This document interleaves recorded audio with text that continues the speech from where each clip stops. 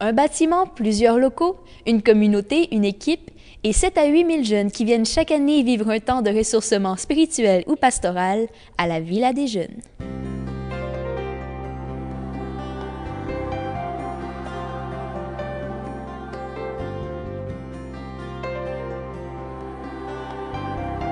La Villa des Jeunes, c'est d'abord un centre d'animation pastorale qui a été fondé, mis sur pied par une communauté religieuse, ce sont les Frères des Écoles chrétiennes, qui ont fait l'achat de ce bâtiment en 1971 et qui, peu à peu, l'ont transformé pour qu'il devienne un centre d'animation pour des jeunes. Un rêve, c'est un rêve, mais c'est aussi peut-être le premier mot d'une lettre où s'écrit l'avenir.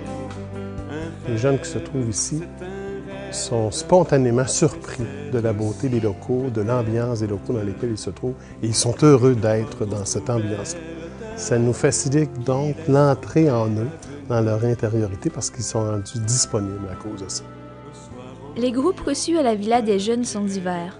Des jeunes surtout âgés de 11 à 17 ans, venant d'écoles dans le cadre de leurs cours de vie spirituelle et d'engagement communautaire ou de paroisses pour leur préparation au sacrement. C'est sûr qu'on reçoit ici des jeunes des paroisses, par exemple, qui viennent pour des journées de préparation au sacrement de la confirmation ou de préparation au sacrement de l'Eucharistie. On a commencé à offrir un petit peu ce service-là. Dans ce temps-là, évidemment, on a une présentation catholique de la chose. Mais quand les jeunes viennent des écoles, c'est un petit peu plus compliqué. Il nous faut tenir compte s'ils viennent des écoles privées. Puis dans certaines écoles privées, c'est possible de faire de l'animation pastorale, donc de nommer directement Dieu ou Jésus-Christ ressuscité. Mais s'ils viennent des écoles publiques tout court puis qu'on n'a pas accès à cette dimension-là, il nous faut faire attention pour ne pas travailler directement dans cette dimension-là.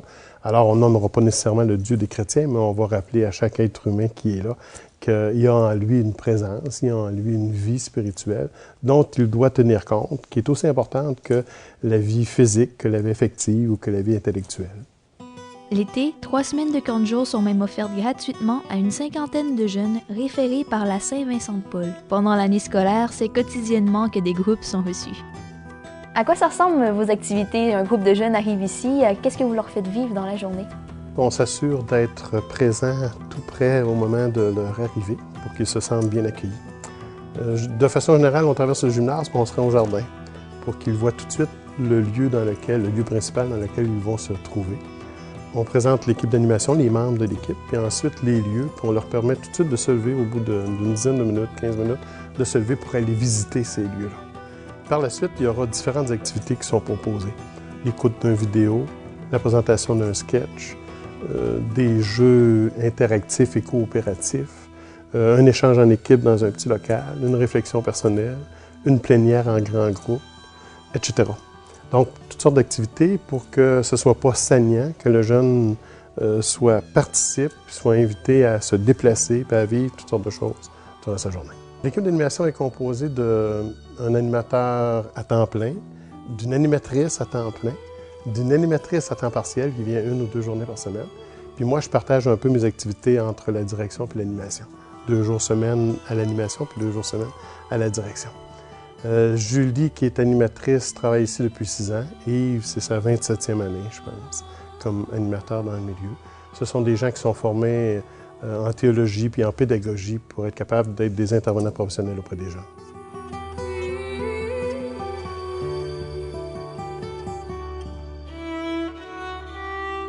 La mission de la Villa des Jeunes, c'est d'abord une mission d'éducation humaine et chrétienne des jeunes. Et si nous, on nomme ça comme ça, c'est parce que les Frères des Écoles chrétiennes ont été fondés par Jean-Baptiste Lassalle. Jean-Baptiste Lassalle, c'est le saint patron des éducateurs chrétiens. Donc, on se situe dans une mission qu'on dit lassalienne, où on veut être attentif aux besoins particuliers des jeunes. Parmi ces jeunes-là, particulièrement ceux qui sont en difficulté, ceux qui ont des besoins plus grands, ceux qui sont plus démunis. Et l'objectif poursuivi, donc, d'une mission éducative, d'une mission où on permet aux jeunes de grandir comme êtres humains et comme chrétiens, puis de développer tout le potentiel qu'il y a en lui. Et vous travaillez ici depuis 33 ans dans cette atmosphère. J'imagine que vous y trouvez quelque chose. Qu'est-ce que ça vous apporte à vous de travailler ici? Le travail qui m'est confié, c'est quand même une mission au cœur de ma propre foi, au cœur de ma démarche spirituelle à moi.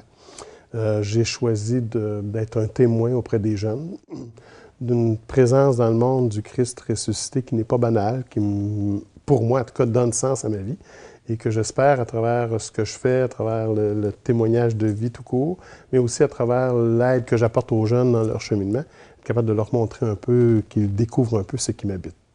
C'est pour moi un plaisir de venir ici quotidiennement, au jour le jour.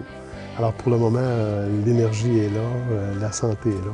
Je vais continuer de le faire encore un bon bout de temps.